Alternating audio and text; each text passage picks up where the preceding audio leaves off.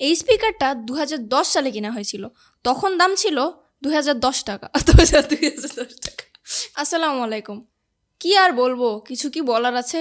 এই যে নতুন একটা স্পিকার কিনেছি, এর ছবি দিয়েছিলাম আমার পেজে, আর অমনি সবাই শুরু করলো রিভিউ দাও রিভিউ দাও। এই স্পিকার তেমন স্পেশাল কিছুই না যে এটারও রিভিউ দিতে হবে। কি এমন আছে এতে?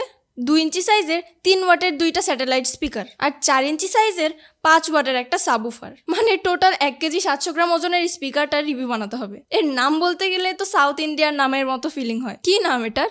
মাইক্রোল্যাব। ও আচ্ছা, মাইক্রোল্যাব G100BT। আচ্ছা, মাইক্রোল্যাব G100BT 8GB। হ্যাঁ, Microlab G100BT 8GB Bluetooth 2.1 gaming speaker. এত বড় নাম, অথচ বক্সটা কত ছোট দেখেন। কি আর থাকবে এই বক্সে? সাবউফার একটা, 2টা স্যাটেলাইট স্পিকার আর একটা সাবউফারের সামনে আবার 8GB দেওয়া আছে, ব্রিদিং ইফেক্ট দেওয়া, কালার চেঞ্জিং 8GB। এই ইউজার ম্যানুয়াল কি কেউ খুলেও দেখে?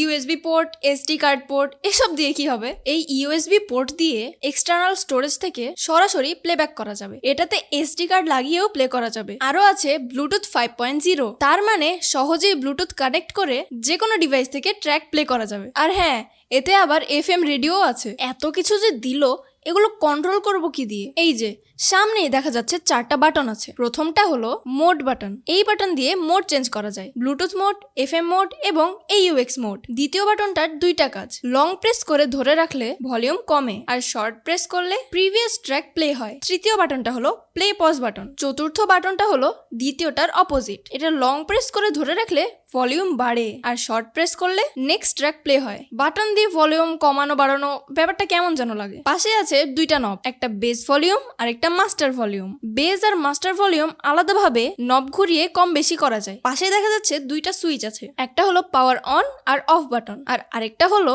8GB অন অফ করার বাটন। এটা ভালোই হয়েছে, সবার তো আর সবসময় 8GB ভালো লাগে না। আচ্ছা, এখানেও কিন্তু 2টা ইউএসবি পোর্ট আছে। এগুলো শুধুই স্যাটেলাইট স্পিকারগুলো কানেক্ট করার জন্য, লেফট রাইট আলাদা করা আছে, খেয়াল করে কানেক্ট করতে হবে। তাহলে রিমোট দিয়ে কি হবে? Power on off, play pause, mode change, volume up down সবই করা যাবে এই রিমোট দিয়ে। কিন্তু 8GB লাইট অন অফ করার অপশনটা রিমোটে নাই। ধুর, তাহলে যদি বিছানায় শোয়ার পর মনে হয় এই যা 8GB তো অফ করতে ভুলে গেছি, তখন আবার উঠতে হবে। তার চেয়ে আমার আগের 2টা স্পিকারই ভালো, 8GBও নাই, অন অফের ঝামেলাও নাই। এই সবগুলোতে আবার কেনার সময় গ্যারান্টি দিয়েছিল 1 বছর।